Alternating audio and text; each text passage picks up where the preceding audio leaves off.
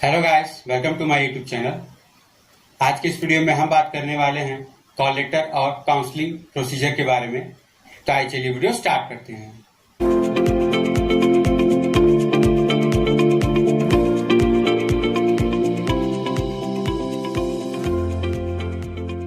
देखिए, सबसे पहले तो हम आपको ये बता दें कि अभी तक आप लोगों का कॉल लेटर नहीं आया है, ठीक है। और आप लोग का जो काउंसलिंग का टाइम है वो भी अभी तक फिक्स नहीं हुआ है कि किस दिन आप लोग की काउंसलिंग स्टार्ट होगी, ठीक है।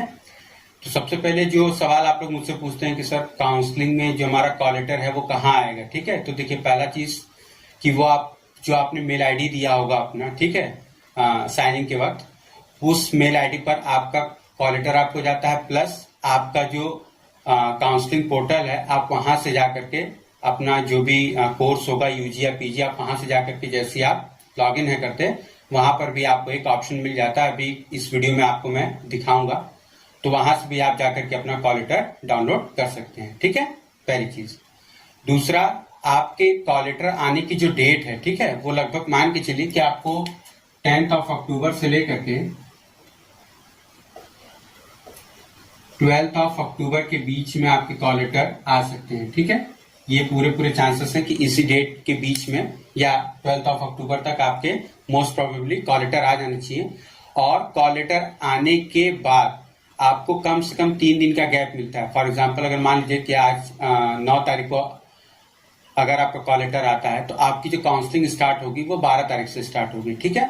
मतलब कि जनरली आपको ऐसा ही होता है कि ज्यादा मिलता है, कम नहीं हो सकता, क्योंकि होता क्या है कि जिन लोगों को ऑफलाइन आकर के काउंसलिंग, क्योंकि इस बार पहली बार ऐसा हो रहा है कि बीएचयू ऑफलाइन और ऑनलाइन दोनों काउंसलिंग है करा रहा है ड्यू टू कोविड-19, लेकिन हर बार ऐसा नहीं होता। तो इस वजह से आपको मिनिमम 3 डेज का आपको टाइम दिया जाता है, ताकि जो बच्चे दूर से आने वाले हैं उनको आने में और काउंसलिंग के टाइम पर पहुंचने में कोई प्रॉब्लम ना हो, इसलिए आपको 3 डेज का गैप दिया जाता है, ठीक है।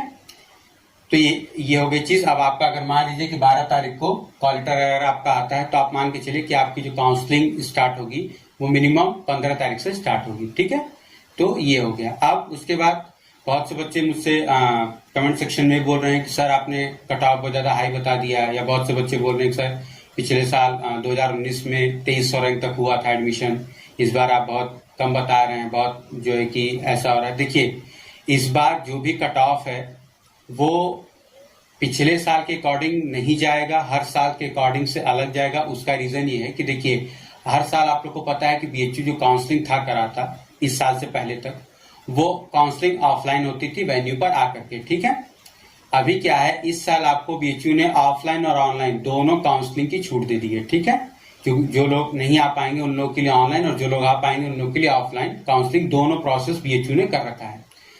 तो अब सवाल ये आता है कि हमारा कट ऑफ क्यों हाई जा रहा है। उसका रीजन यही है कि आपके पास ऑनलाइन मोड ऑफ काउंसलिंग हो गया है। इससे होगा क्या, क्योंकि देखिए होता क्या है कि जनरली कोई भी इंट्रेंस एग्जाम होता है, आईआईटी वगैरह को अगर मैं छोड़ दूं, तो जनरली जो इंट्रेंस एग्जाम होता है उसमें जो टॉपर्स होते हैं उनमें से कुछ ही लोग एडमिशन लेते हैं, बाकी जो अच्छे रैंकर्स होते हैं उनका कहीं और बढ़िया जगह बहुत अच्छी रैंक आई होती है, तो वो वहां पर जाकर के एडमिशन ले लेते हैं, ठीक है। तो जनरली बीएचयू के केस में भी ऐसा बहुत दफा होता है कि आपके जो टॉप रैंकर्स होते हैं वो एडमिशन नहीं लेते हैं, और उसका रीजन ये होता है कि उनका कहीं और बढ़िया जगह हो गया रहता है। दूसरा, वो ये नहीं चाहते हैं कि वो अगर दूर के रहने वाले हैं तो उतना दूर से अपना ट्रैवलिंग करें और सारी चीजों को वो करें, आ करके काउंसलिंग अटेंड करें, जबकि उनको पता है कि उन्हें एडमिशन नहीं लेना है। लेकिन इस बार ऐसा नहीं है, इस बार उनको ये फैसिलिटी मिलेगी कि वो घर बैठे काउंसलिंग करा लें, ठीक है। आपके फोन या आपके घर में अगर कंप्यूटर वगैरह होगा तो उससे भी आपकी काउंसलिंग घर बैठे हो जा रही है। तो इस वजह से इसका एक ड्रॉबैक ये आ रहा है, ड्रॉबैक तो मैं नहीं कहूंगा बेसिकली, लेकिन इसी वजह से ऐसा हो रहा है कि आपके जो कट ऑफ्स हैं वो थोड़े से ऊपर ही रुक सकते हैं, मतलब कि बहुत ज्यादा डाउन तक नहीं जाएंगे। क्योंकि काउंसलिंग का मौका ऑनलाइन है, तो बहुत से बच्चे घर बैठे भी काउंसलिंग करा सकते हैं जिन लोग की रैंक अच्छी होगी, ठीक है। एक सेफ जोन के लिए कि अगर हमारे कहीं नहीं हुआ तो हमारे पास ये सीट श्योर रहेगी, और फीस भी उतनी ज्यादा नहीं होती है कि पे करने के बाद लोगों को ये हो कि हमने बहुत ज्यादा फीस पे कर दी, ठीक है। तो इस वजह से आपके जो मेरिट है वो थोड़ी सी ऊपर जाने के चांसेस बनते हैं, क्योंकि आपको ऑनलाइन काउंसलिंग का ऑप्शन दे दिया गया है। अब इसी वजह से आपके काउंसलिंग का जो मेरिट है वो डाउन भी जा सकता है, ठीक है। उसका रीजन ये होता है कि बहुत से लोगों को ऑनलाइन काउंसलिंग का प्रोसेस नहीं पता होता, उनको नहीं मालूम होता है कि किस तरीके से चीजें होती हैं। और बहुत दफा तो ये भी होता है कि उनके घर से साइबर कैफे वगैरह या जो भी चीजें होती हैं जहाँ पर ये सुविधाएं उपलब्ध होती हैं वो बहुत दूर होता है, तो वो वहां पर नहीं जा पाते हैं। और बेसिकली आपको ऑनलाइन काउंसलिंग का जो टाइमिंग दी गई है वो काउंसलिंग स्टार्ट होने के डेट से 5 डेज तक, ठीक है, आपको नोटिफिकेशन मिल जाएगा वीडियो के डिस्क्रिप्शन में, आप वहां से जाकर के देख लीजिएगा। तो बेसिकली 5 डेज का आपको वहां पर टाइम मिलता है ऑनलाइन काउंसलिंग के लिए। और वहां पर आपको एक तरीके का फॉर्म भरना होता है जहां पर ये लिखा होता है कि आप ऑनलाइन जो भी डॉक्यूमेंट्स स्कैन करके बीएचयू पे आप देते हो उसका ओरिजिनल, जब आप कॉलेज आओगे तो आपको उसका ओरिजिनल वेरीफाई करवाना पड़ेगा। और जो लोग ऑफलाइन काउंसलिंग अटेंड कर रहे हैं उनके साथ ये चीज तुरंत हो जाती है, उनका जो भी ओरिजिनल डॉक्यूमेंट्स होता है वो तुरंत वेरीफाई हो जाता है। लेकिन जो लोग ऑनलाइन काउंसलिंग करा रहे हैं उनके लिए रूल आएगा कि जो भी वो स्कैंड कॉपी भेजेंगे उसका ओरिजिनल जब वो कॉलेज में आएंगे तो उनका वेरिफिकेशन होगा, ठीक है। तो इस बात को आप थोड़ा ध्यान रखिएगा कि ऑनलाइन काउंसलिंग में जो आपको वही चीजें शो करनी जो कि आपके पास ओरिजिनली हो। अगर आप कोई भी डॉक्यूमेंट ऐसा देते हैं जो कि आपके पास ओरिजिनली नहीं है तो फिर आपके साथ प्रॉब्लम हो सकती है, ठीक है। अब उसके बाद आपके पास जो भी नेसेसरी डॉक्यूमेंट्स होते हैं उनके बारे में भी अभी मैं आगे आपको बताऊंगा कि आपको कौन कौन से डॉक्यूमेंट्स ऐसे हैं जो कि नेसेसरी और आपको लेकर के जाना है, मैं आपको आगे इस वीडियो में बता दूंगा, ठीक है। तो देखिए, सबसे पहले आपको आ जाना है bhuonline.in पर, जो कि आपका इसकी वेबसाइट है, ठीक है।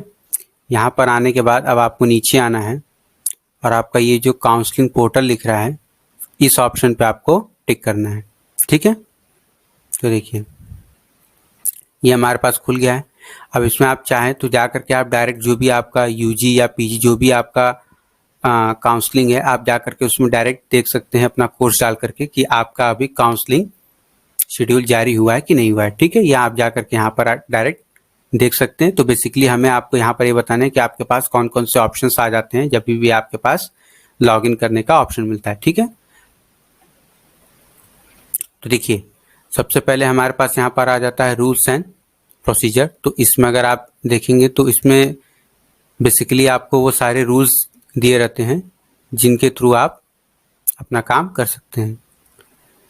तो देखिए इसमें आपको guidelines and rules, counselling step, general instruction, paid seat rule, ये सारा कुछ आपको दिया रहता है। आप इसको जा करके डिटेल में सब पढ़ सकते हैं, ठीक है।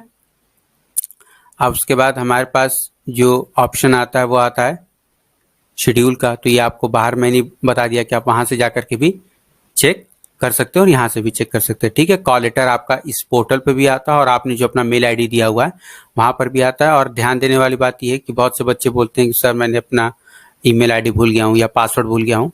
तो आपको आपके मेल पे जो भी कॉल लेटर आता है उसमें आपका ईमेल आईडी और पासवर्ड दोनों लिखा रहता है, इसलिए आपको घबराने की जरूरत नहीं है। आपको आपके मेल पर जो कॉल लेटर भेजा जाएगा उस पर आपका लॉगिन का ईमेल आईडी और पासवर्ड दोनों लिखा रहेगा, ठीक है। आप वहां से जाकर के लॉगिन कर सकते हैं। उसके बाद आपके पास ऑप्शन आ जाता है प्रेफरेंस एंट्री फॉर्म का। तो यहां से आप क्या कर सकते हैं कि ये जाएंगे तो आपके पास जो ऑप्शन रहेगा कोर्स का वो कोर्स का आपको दिया रहेगा, ठीक है। जैसे यहाँ पर ये आपका है तो ये सब आपको दिया रहेगा कि आपके पास कौन सा प्रेफरेंस एंट्री फॉर्म आपका भरना है, ठीक है। ये सारा आपके पास ऑप्शन अवेलेबल रहेगा। उसके बाद आपके पास ऑप्शन आता है कोर्स एलोकेशन का। तो देखिए यहाँ पर आपका सीरियल नंबर होता है, अगर आपको कई सारे कॉम्बिनेशन अलॉट हो रहे होंगे, ठीक है, तो वो आपके पास आ जाता है। अगर आपको रेगुलर और पेड मिल रहा होगा तो वो यहाँ पर है दिख जाता है। आपका रोल नंबर एग्जामिनेशन का, कौन सा कोर्स मिल रहा है, कौन सा कोटा है आपका, लोकेशन मतलब आपको एमएमबी, एफएमसी या एफिलिएटेड कॉलेज ये कहाँ मिल रहा है, रेगुलर है या पेड सीट है ये आपको मिल जाता है। यहाँ पर आपको कितनी फीस देनी है ये आपको मिल जाता है। उसके बाद किस टाइम तक आपको पे करना है उसका डेट और टाइम आपको यहाँ दिया रहता है। और उसके बाद आपको डिक्लेरेशन यहाँ दिया रहता है कि अभी आपने पे किया है कि नहीं, और यहाँ पर आपका दिखाता है लॉक स्टेटस, मतलब कि आपका जो पेमेंट है वो कंप्लीट हो चुका है कि नहीं, और आपने जो कोर्स एलोकेशन है वो आपका आपने अपग्रेड में छोड़ा हुआ है या उसको लॉक कर दिया है, ठीक है। ये सारी चीज़ आपको यहाँ पर शो करती है। और लास्ट में आपका आ जाता है हॉस्टल एलोकेशन।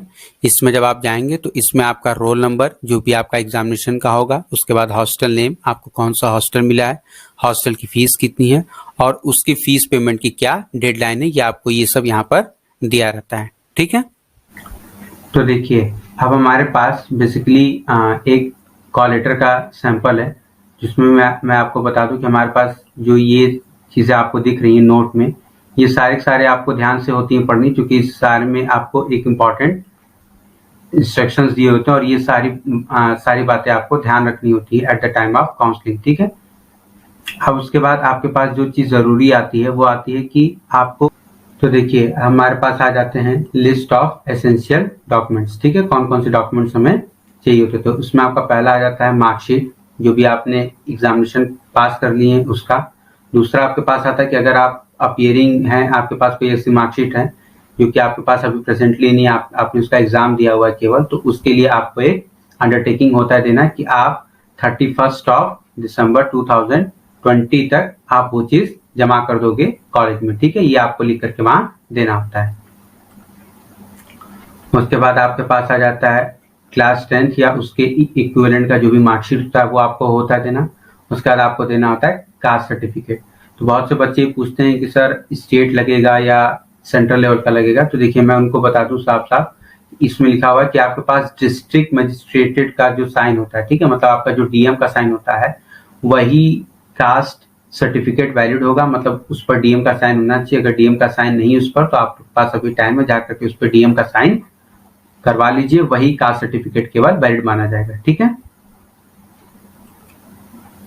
उसके बाद देखिए जो आपके ईडब्ल्यूएस वाले होते हैं उन लोगों के लिए होता है कि उनके पास 5 एकड़ से ज्यादा का एग्रीकल्चर लैंड नहीं होना चाहिए, 1000 स्क्वायर फीट से ज्यादा का रेसिडेंशियल फ्लैट नहीं होना चाहिए। ठीक है, उसके बाद आपके पास जो भी नोटिफाइड म्यूनिसिपैलिटीज हैं इनमें आपका 100 स्क्वायर यार्ड से ज्यादा का प्लॉट नहीं होना चाहिए रहने का, और आपके पास जो भी है अदर म्यूनिसिपैलिटीज जो भी आपको इसमें नोटेड दिया होगा उनके अलावा अगर आपके पास है तो उनमें आपको पास 200 स्क्वायर यार्ड से ज्यादा की रेसिडेंशियल प्लॉट नहीं होना चाहिए। अगर रहेगा तो आप ईडब्ल्यूएस की कैटेगरी में नहीं लाया करेंगे। ठीक है, अब SC/ST जिन लोग को फी वीवर स्कीम यूज करना होता है उनके लिए आपको मैं बता दूं कि 2.5 लाख रुपए पर एनम से कम का उनके पास इनकम सर्टिफिकेट होना चाहिए, तभी वो फी वीवर स्कीम के लिए वहां पर अप्लाई कर सकेंगे। ठीक है, उसके बाद आपके पास अगर PH में आप एडमिशन ले रहे हैं यानी फिजिकली हैंडीकैप्ड में, तो आपके पास मेडिकल सर्टिफिकेट होना चाहिए। अगर आप एम्प्लॉय वार्ड में ले रहे हैं तो आपके पास एम्प्लॉय वार्ड का सर्टिफिकेट होना चाहिए। आपके पास आपके एग्जामिनेशन का एडमिट कार्ड होना चाहिए जो कि आपने दिखा करके एंट्रेंस एग्जाम दिया था। तो देखिए अब तक जो हमने आपको डॉक्यूमेंट्स बताए वो सभी डॉक्यूमेंट्स आपके पास नेसेसरी है कि होना चाहिए। उसके बाद आपके पास जो डॉक्यूमेंट्स आते हैं कैरेक्टर सर्टिफिकेट, ट्रांसफर सर्टिफिकेट और माइग्रेशन, ये तीनों जो होता है ये आप बाद में भी दे सकते हो। ठीक है, ये तीनों जो होता है 5, 6, 7 नंबर के आपके जो डॉक्यूमेंट्स हैं इनको आप बाद में भी दे सकते हो। उस समय में आपको एक अंडरटेकिंग देना होता है। यहाँ पे देखिए लिखा हुआ है कि allow a period of 31 December 2020 for submission of the transfer certificate. ठीक है, तो इस वजह से इसी सेम तरीके से आपको आपका जो कैरेक्टर होता है, टीसी होता है और माइग्रेशन सभी के लिए आपको टाइम रहता है। अब जिन लोगों को माइग्रेशन नहीं पता है, यूपी बोर्ड वालों को, वो जाकर के अपने स्कूल में एक बार पूछ लें कि उनको माइग्रेशन के तौर पे क्या मिलता है, क्योंकि सीबीएसई वालों को अब मिलता है। अब उन लोगों को क्या मिलता है वो जाकर के एक बार अपने स्कूल में पूछ लेंगे कि सर माइग्रेशन के तौर पे हमें क्या मिलेगा। ठीक है, वो वहां पर जाकर के बात कर लेंगे।